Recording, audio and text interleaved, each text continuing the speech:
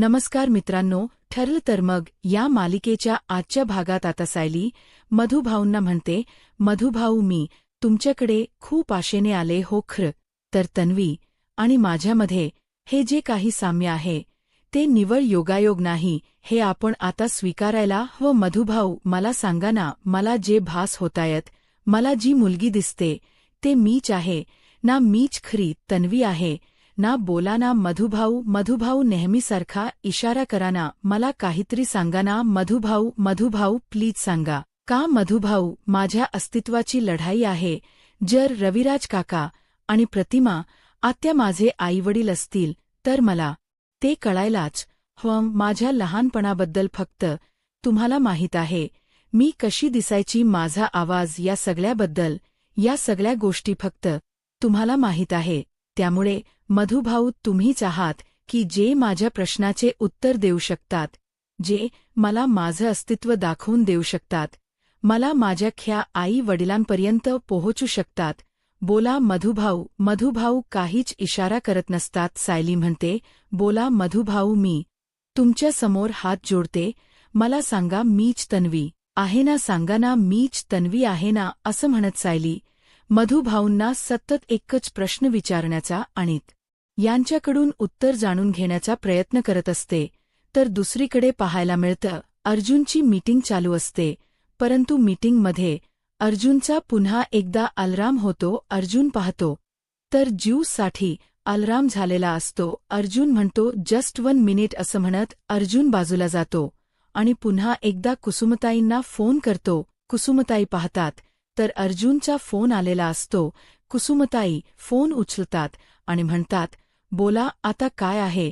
तर अर्जुन म्हणतो, सायलीचा ज्यूस पिण्याची वेळ झाली आहे, त्यामुळे सायलीला तुम्ही ज्यूस दिलात का. तर कुसुमताई म्हणतात, म्हणजे काय आहे, मला एक सांगा, तुमचा फोन येईपर्यंत मी तुमच्या बायकोला उपाशी ठेवते असं तुम्हाला वाटतंय का. अर्जुन म्हणतो, नाही, पण तिच्या ज्यूस पिण्याची वेळ झाली आहे ना, मग तिला ज्यूस वेळेत मिळायलाच हवा.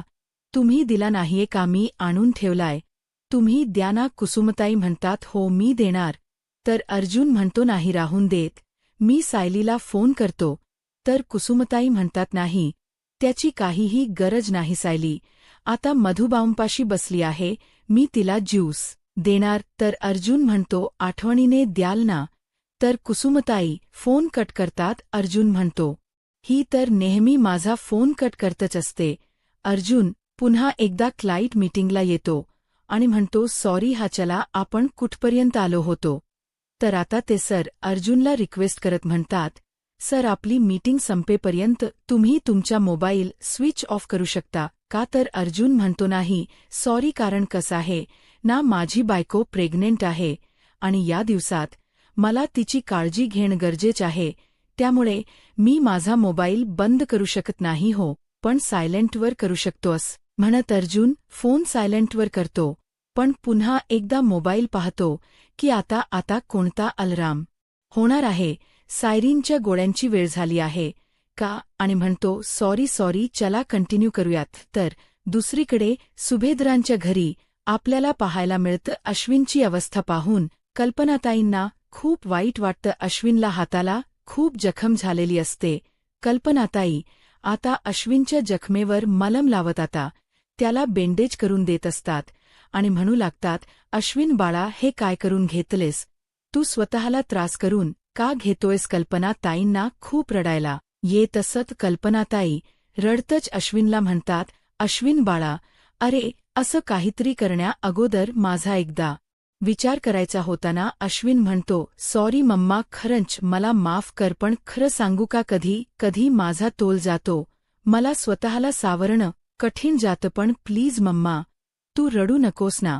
तर कल्पनाताई म्हणतात, पण तू असं का बघतोयस, अश्विन स्वतःला त्रास करून का घेतोयस बाळा. अश्विन कल्पनाताईंना म्हणतो, मम्मा मला स्वतःला किंवा तुम्हाला कोणताच त्रास द्यायचा नाहीये, मी हे सगळ्यासाठी प्रयत्न करतोय, पण मला ते जमत नाहीये. अश्विनची अवस्था खूप वाईट असते, त्याला खूप त्रास होत असतो, त्याला हे सगळं काही सहन होत नसतं. आता कल्पनाई अश्विनला सावरण याचा प्रयत्न करतात. अश्विन म्हणतो, मम्मा मी असा तोडफोड करणारा त्रागा करणारा मुलगा नाहीये, पण त्या मुलीने माझ्या आयुष्याचा सत्यानाश केलाय, माझ्या आयुष्याची इतकी वाट लावली आहे की या सगळ्या गोष्टी कितीही विसरण्याचा मी प्रयत्न केला तरी मी नाही विसरू शकत. कल्पना ताई अश्विनला म्हणतात, हे बघ बाळा, तू आता त्या प्रियाला विसरून जा. अरे आम्ही सगळ्यांनी सुद्धा तीच अस्तित्व आपल्या घरातून आमच्या आयुष्यातून मिटून टाकलंय ना, मग तू सुद्धा तीच अस्तित्व मिटून का टाकत नाहीयेस, तिच्या आठवणी का पुसून टाकत नाहीयेस. अश्विन म्हणतो, मम्मा अगं मी ज्यावेळी कामात असतो ना त्यावेळी मला तिची आठवणही येत नाही किंवा कोणताही विचार माझ्या मनात येतही नाही, पण ज्यावेळी मी घरी येतो, या रूममध्ये येतो, त्यावेळी मात्र मला खूप त्रास होत अस्वस्थ वाटतं, कारण या रूममध्ये तिच्या खूप काही आठवणी आहे. पण ती जे काही प्रेमाने वागत होती ते सगळं काही नाटक होतं. आता मला कळतेय की तिने फक्त माझा वापर करून घेतला. सतत तिचा तो हसरा चेहरा, पण त्यावेळी सुद्धा ती मनातून हसतच असेल ना की आता मी याला कसं मूर्ख बनवलं, किती हा बावळट मुलगा आहे. खरंच मम्मा माझा या रूममध्ये जीव गुदमरतोय, मला नाही सहन होत हे सगळं काही. कल्पनात ताई अश्विनला म्हणतात, अश्विन अरे बाळा असं करून कसं चालेल, या सगळ्यातून आता तुला सावरायला हवं. अश्विन म्हणतो, नाही मम्मा मला या रूममध्ये सहन होत नाहीये, मी एक काम करू का, मी गेस्ट रूममध्ये शिफ्ट होतो, कारण मला इथे नाही करमणार, मला इथे त्रास होणार, माझा जीव गुदमरतोय. कल्पनाताई म्हणतात, तुला जिथे बरं वाटेल ना तिथे तू रा, तुला जे योग्य वाटतं ते तू कर, परंतु अश्विन लवकरात लवकर या सगळ्यातून बाहेर पड. अश्विन कल्पनाताईंना म्हणतो, मला जमेल की नाही मला नाही माहीत, पण मी नक्कीच प्रयत्न करेन. असं म्हणत अश्विन आता गेस्ट रूममध्ये निघून जातो. कल्पना ताईंना अश्विनची ती अवस्था पाहवत नसते, त्यांनाही खूप वाईट वाटत असतं. त्या रडतच अश्विनची काळजी करत म्हणतात, माझ्या मुलाच्या आयुष्याची काय दशा झाली ही तर दुसरीकडे, इथे सायली मधुभाऊंना प्रश्न विचारायची काही थांबत नसते. मधुभाऊ आपल्या प्रश्नाचे उत्तर देतील यासाठी सायली वाट पाहत असते. सायली मधुभाऊंना म्हणते, मधुभाऊ माझ्या डोक्यात विचारांनी फक्त गोंधळ झालाय, फक्त प्रश्नांनी गोंधळ माजवलाय, पण त्या प्रश्नांची उत्तरं काही मला सापडत नाहीयेत.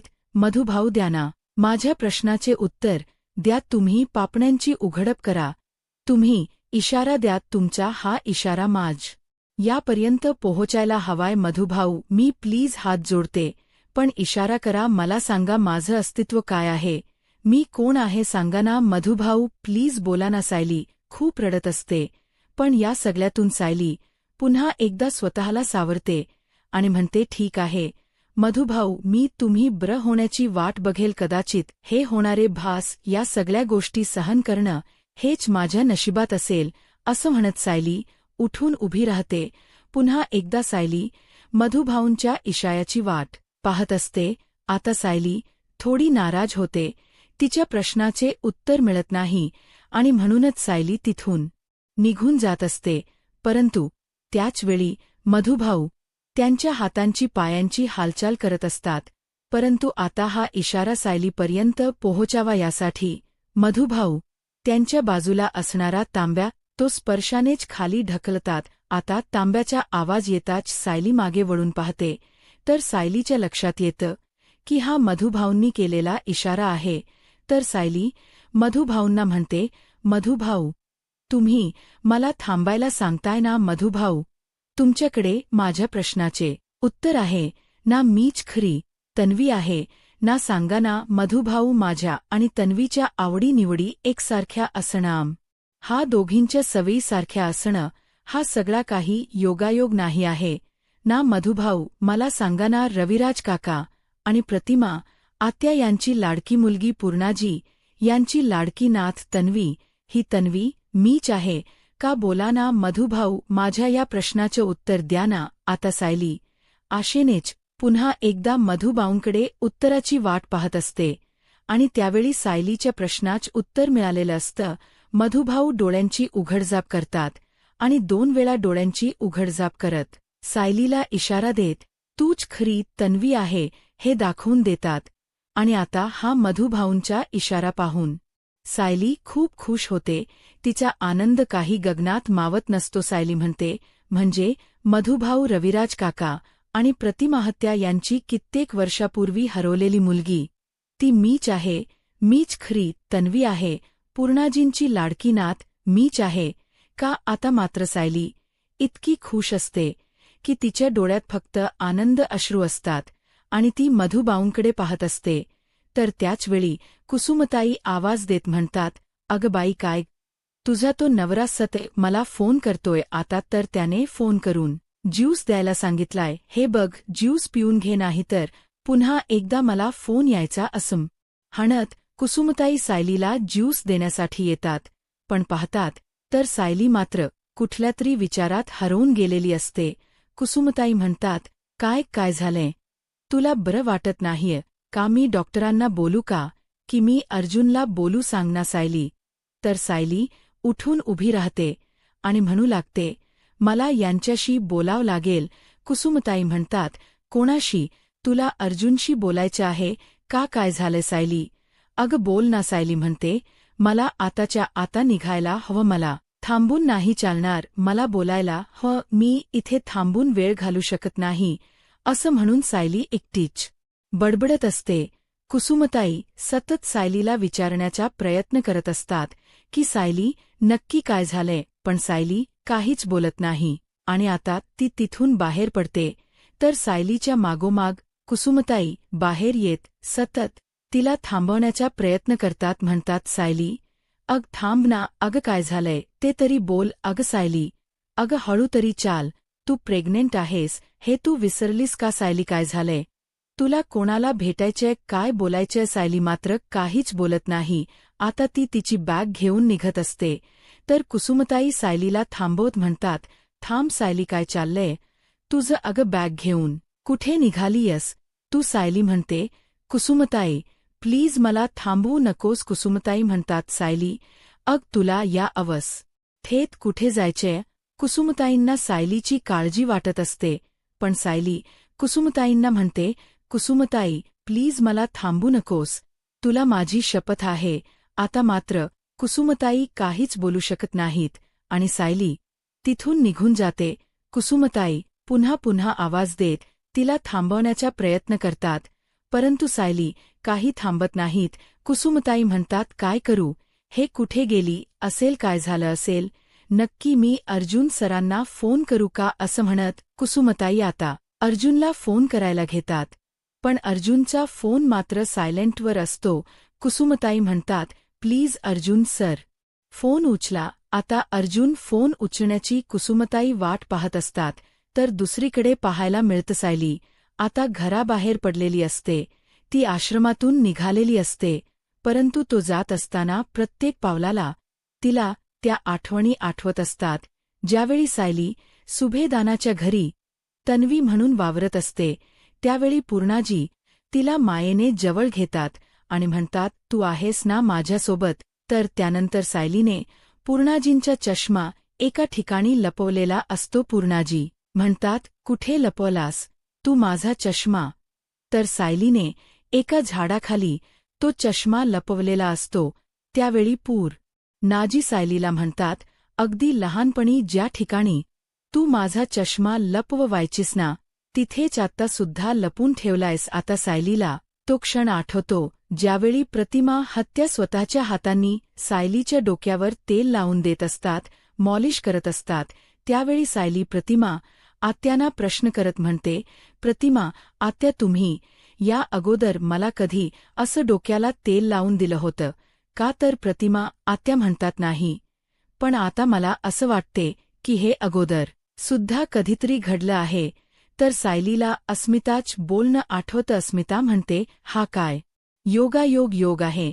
म्हणजे प्रतिमा आत्यांना सुद्धा निशिगंधाच्या फुलानेच बरं वाटायचं आणि आता सायलीला सुद्धा निशिगंधाच्याच फुलाने बरं वाटते. पुढे सायलीला प्रतिमा आत्यांच बोलणं आठवतं की हो, खूप छान आहे ते मंदिर. ते तुला मंदिर नक्कीच आवडेल. खरं सांगू का, मी रविराज आणि तन्वी आम्ही तिघही त्या मंदिरात जायचो. तन्वी लहान असताना आम्ही सतत त्या मंदिरात जायचो हो. तन्वीला तर मंदिर ते खूप आवडायचं आणि तिच्या तर हट्टच असायचा. आता हे सर्व क्षण, या प्रत्येक आठवणी सायलीला सतावत असतात. तिचं बालपण तिला आठवत असतं आणि त्यावेळी हा एकदा प्रसंग घडलेला असतो. तो म्हणजे सायली ज्यावेळी स्टोअर रूममध्ये बसलेली असते त्यावेळी प्रतिमा हत्या म्हणतात. तन्वीसुद्धा लहान असताना असे स्टोअर रूममध्ये येऊन बसायची, अगदी याच ठिकाणी. तर त्यानंतर हाती लागलेली ती कॅसेट आणि प्रतिमा आत्यांच बोलणं की रविराजने यामध्ये छोट्यात नवीच्या शुभों करोतीचा आवाज रेकॉर्ड करून ठेवला आहे. सायलीने ती कॅसेट ऐकलेली असते आणि त्यामध्ये जो आवाज सायली ऐकते तो आवाज आपलाच आहे हे सायलीच्या लक्षात येतं. एवढंच काय, तर आश्रमात असताना मधुभाऊंनी भरवलेला तो मायेचा घास आणि झाडांना पाणी घालत असताना मधुभाऊंसोबत खेळलेला तो खेळ, सतत मधुभाऊंना भिजवण्याची असलेली ती सवय, या सगळ्याच गोष्टी आता सायलीला आठवतात. सगळ्याच गोष्टींमध्ये असणार साम्य आणि तीच सायलीची खरी ओळख म्हणजेच आपणच तन्वी आहोत हे सायलीला या सगळ्या गोष्टींमधून कळालेलं असतं. पण सायली उन्हातूनच घरी जायला निघालेली असते आणि म्हणूनच आता सायलीला त्रास होऊ लागतो. तीच डोक दुखू लागतं आणि सायली आता तिथे एका ठिकाणी बसते. सायलीला या सगळ्या गोष्टीने इतका त्रास होत असतो की तिला आता सहन होत नसतं आणि म्हणूनच सायली अर्जुनला फोन करायला घेते. परंतु इकडे अर्जुन मात्र मीटिंगमध्ये असतो.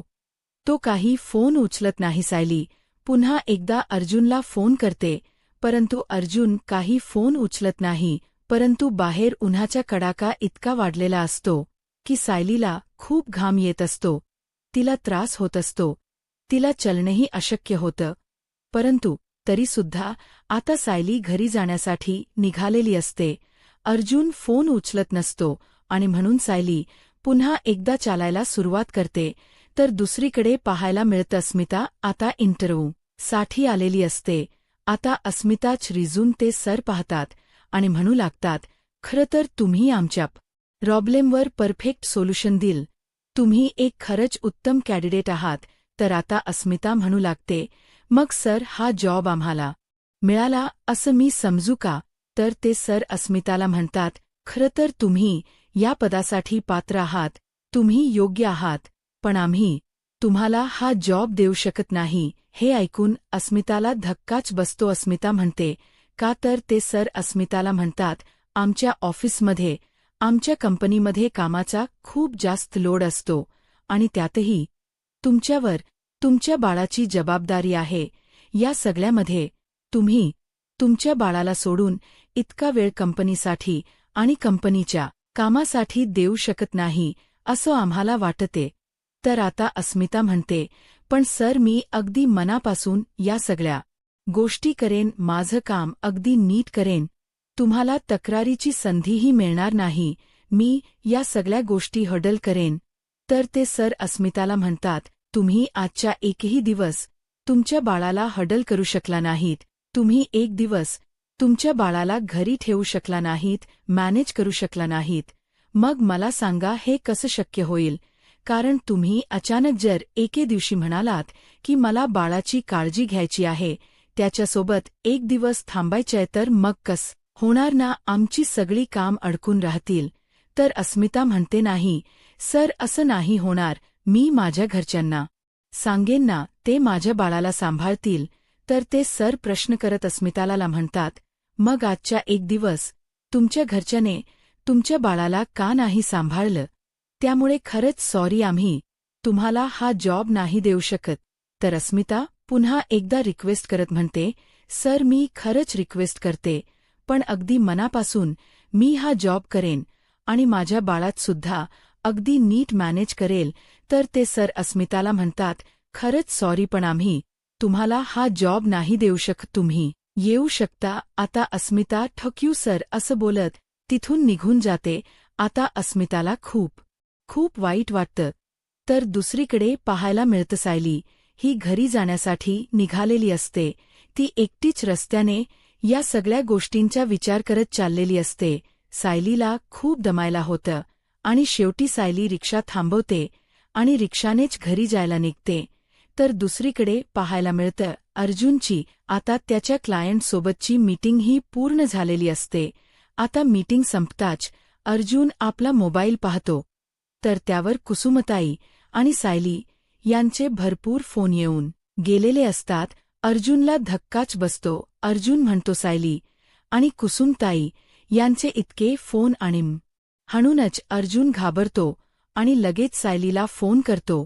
पण सायलीचा फोन स्विच ऑफ येत असतो. अर्जुन म्हणतो सायलीचा फोन स्विच ऑफ करतोय, काय झालं असेल नक्की, कुसुमताईंनाच फोन करतो असं म्हणत आता अर्जुन कुसुमताईंना फोन करतो. कुसुमताई घाईनेच फोन उचलतात. अर्जुन म्हणतो हॅलो कुसुमताई, काय झालंय? कुसुमताई म्हणतात अर्जुन सर मी काय बोलू, मला काहीच कळत नाहीये. अर्जुन म्हणतो पण काय झालंय? तर आता घडलेला सर्व प्रकार कुसुमताई अर्जुनला सांगतात. अर्जुनला हे ऐकल्यानंतर थक्का बसतो. तो घाबरतो आणि म्हणतो अशी कशी निघून जाऊ शकते ती? तुम्ही तिला थांबवलं का नाही? तुम्ही तिला अडवायचं होतं ना? तर कुसुमताई म्हणतात हो मी तिला अडवण्याचा प्रयत्न केला पण शेवटी तिला जायचंच होतं आणि म्हणूनच तिने स्वतःची मला शपथ घातली. मग मी तरी काय करणार होते ते सांगा ना, पण कुठे असेल आता सायली? अर्जुन म्हणतो बरं ठीक आहे सायली कुठे आहे हे मी पाहतो, पण तुम्ही काळजी करू नका, कदाचित ती प्रतिमांच्या घरी किंवा आमच्याच घरी गेली असेल. थांबा मी सायलीला फोन करतो असं म्हणत आता अर्जुन सायलीला फोन करायला घेते. परंतु सायलीचा फोन मात्र स्विच ऑफ झालेला असतो. आता अर्जुन सायली आपल्या घरी गेली आहे का हे पाहण्यासाठी कल्पनाताईंना फोन करतो. कल्पनाताई म्हणतात हॅलो काय झालं अर्जुन बोल. तर अर्जुन म्हणतो मम्मा सायली घरी आलीये का? कल्पनाताई म्हणतात नाही रे, पण काही वेळापूर्वी मी प्रतिमाला फोन केला होता. तिच्याशी बोलत असताना मला कळालं की तू सायलीला घेऊन आश्रमात गेलायस. तर अर्जुन म्हणतो हो. आता मात्र प्रतिमात्या घाबरून जातात. प्रतिमात्या म्हणतात सायली बाळा अग तुला काय झालंय? तर दुसरीकडे आता सचिन अस्मिताचा फोटो हातात घेत म्हणतो माय डिअर अस्मिता, प्रियाच्या प्रेग्नन्सीची बातमी घरी कळाल्यानंतर तू हा फोटो घरच्या जवळ देशील. तर दुसरीकडे पाहायला मिळतं की आता इकडे सायलीला चेक करण्यासाठी डॉक्टर आलेले असतात. अर्जुन अश्विन कल्पना ताई प्रतिमा हत्या सुमन काकू सर्वच जण घाबरून गेलेले असतात. डॉक्टर सायलीला चेक करतात. त्यावेळी आता सर्वच जण डॉक्टरना प्रश्न करत म्हणतात सायली शुद्धीवर का येत नाहीये? अर्जुन म्हणतो हो ना सायली ठीक आहे ना, आणि आमचं बाळ? त्यावेळी मात्र डॉक्टर शांतच होतात. आता अर्जुन आणि सायलीचा बाळ ठीक तर असेल ना? सायलीला तिचा भूतकाळ आठवेल का? आणि आता सगळ्या घरच्यांनाही कळेल का की सायली हीच खरी तन्वी आहे? आता पुढे काय होईल हे पाहायला आत्ताच माझा महाराष्ट्र या यूट्यूब चॅनलला सबस्क्राईब करा. धन्यवाद.